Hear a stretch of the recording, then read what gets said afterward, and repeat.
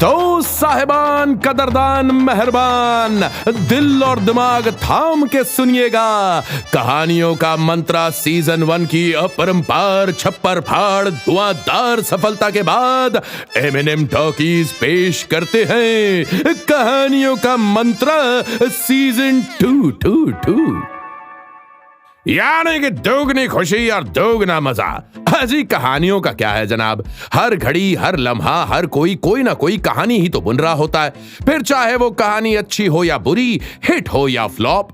मगर कहानियों का मंत्रा में हम आपके लिए चुन चुन कर लाते हैं ऐसी खास कहानियां जिन्हें सुनकर मजा तो आएगा ही, साथ ही साथ आप बोलेंगे वाह वाह, क्या बात क्या बात क्या बात आई।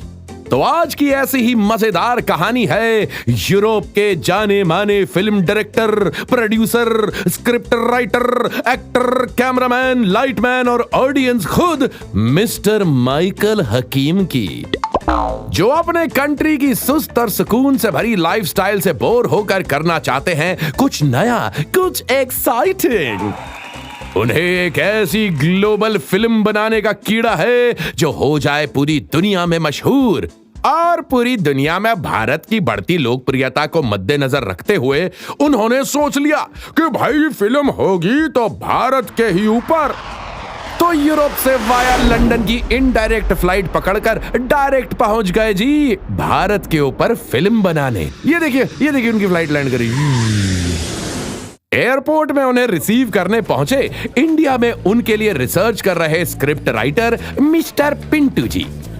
एयरपोर्ट से बाहर आते ही मिस्टर माइकल बोले, ओह माय गॉड, इफ कितना गर्मी है तुम्हारे भारत में।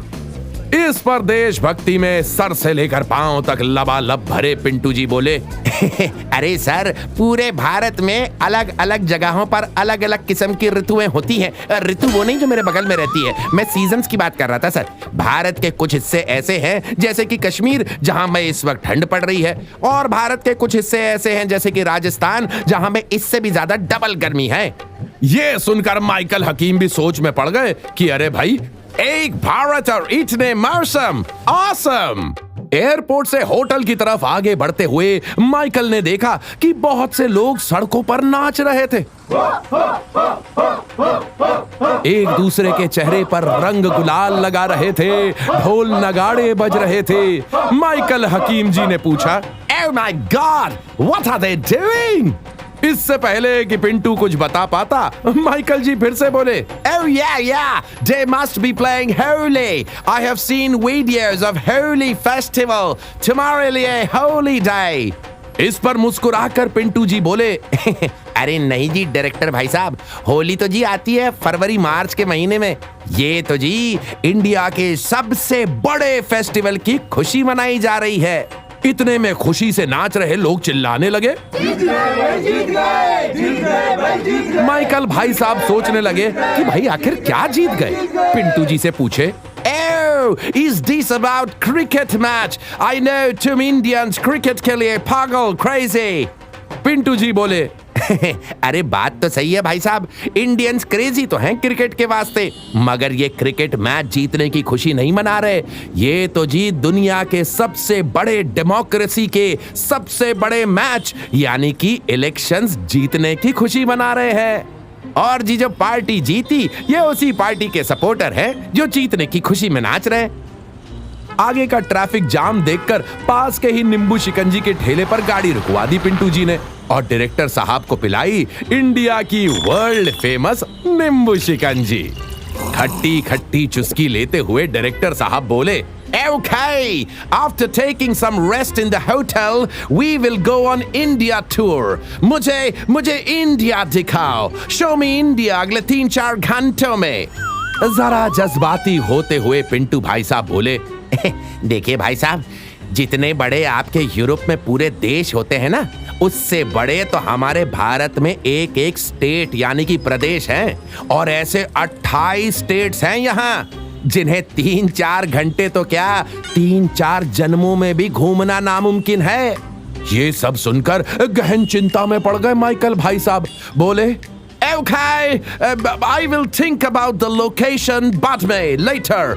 First, let's decide language of the film. कौन सी भाषा बोली जाती है इंडिया में? पिंटू जी फिर से परेशान। अब कैसे बताएं कि कौन सी भाषा बोली जाती है पूरे इंडिया में? यहां तो हर स्टेट की अपनी अलग भाषा है। रोड किनारे खड़े होकर नींबू पानी की चुस्कियां ले रहे थे माइकल भाई साहब, और पिंटू जी ने पेड़ के नीचे रखे प्लास्टिक की चेयर में उन्हें बिठाया और फिर बोले, देखिए सर, टोटल 121 से भी ज्यादा भाषाएं बोली जाती है भारत में। यहाँ के हर स्टेट के हर कस्बे की अपनी अलग भाषा है, और हर 200-300 किलोमीटर में बोली, खान पान, वेशभूषा सब बदल जाता है। ये सुनते ही नींबू पानी का आखिरी सिप लिया माइकल भाई साहब ने और बोले, ओके, ठीक है, हम लोकेशन और भाषा बाद में सोचेगा। थीम सोचता है, रिलीजन पे फिल्म बनाएगा हम, इंडिया के रिलीजन पर। Tell me about the god you worship here. Pintu ji फिर से परेशान, सोचने लगे कि अब इसका क्या आंसर दूं। कहीं इस बेचारे गोरे को हार्ट अटैक आ गया तो मेरा बाकी का पेमेंट कौन करेगा? हिम्मत जुटाते हुए पिंटू जी बोले, माइकल जी, वैसे जितनी आपके यूरोप की टोटल पॉपुलेशन है ना, उससे भी ज्यादा गॉड पूजे जाते हैं जी भारत में। यहाँ हर कास्ट और रिलीजन के लोगों के अपने अलग अलग भगवान हैं, मगर हर कोई अपने गॉड के साथ साथ दूसरे गॉड की भी उतनी ही रिस्पेक्ट करता है। परेशान होकर माइकल जी बोले, Oh God, I mean to say, oh my God, your God, my God, oh my God, कितने सारे God. Is there anything that unites India? क्या ऐसा कुछ है जो सब इंडियंस को एकजुट करता है? पिंटू जी बोले, है ना सर, एक चीज है जो पूरे भारत को एकजुट करता है। भारत में इतनी सारी डाइवर्सिटीज होने के बावजूद भी सब साथ मिलजुल कर एक साथ एक ही देश में एक ही कानून व्यवस्था का पालन करते हैं, एक ही रिपब्लिक के अंदर रहते हैं। देश की सेना में, क्रिकेट टीम में, ISRO, Bhabha atomic research centre जैसे सभी गवर्नमेंट ऑर्गेनाइजेशंस में देश के हर कोने से लोग हिस्सा लेते हैं। और ऐसे विभिन्नता वाले 150 करोड़ भारतीयों का केवल एक प्रधानमंत्री होता है, जिसका चुनाव पूरा देश एकजुट होकर करता है, और जो हमने अभी अभी किया। और यही सबसे बड़ी खूबसूरती है हमारे देश की। और किसी ने भी, चाहे जिस किसी भी कैंडिडेट को वोट दिया हो, चाहे कोई किसी के कितने भी खिलाफ क्यों ना गया हो, एक बार जब इलेक्शंस के रिजल्ट आ जाते हैं ना, वो फैसला हर भारतीय को मंजूर होता है। हर 5 सालों में यहाँ गवर्नमेंट का इलेक्शन होता है, जिसमें देश का एक साधारण से साधारण व्यक्ति भी अगर दिल में देशभक्ति की सच्ची भावना हो तो इलेक्शन लड़ सकता है और जीत भी सकता है। और हमारी देश का इलेक्शन कमीशन यह इंश्योर करता है कि पूरे देश में बिना किसी पार्शियलिटी के, बिना किसी के इंटरफेरेंस के एकदम ट्रांसपेरेंट इलेक्शंस हो।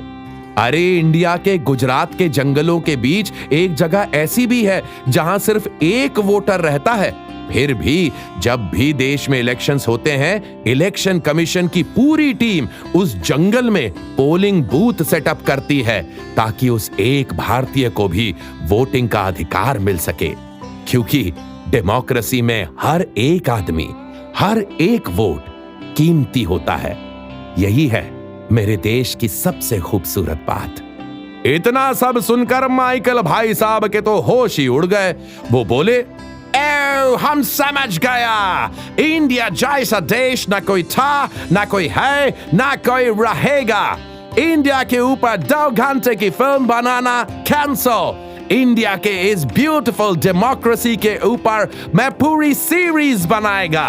नाम होगा जिसका वंडर्स ऑफ इंडियन डेमोक्रेसी। जय हिंद।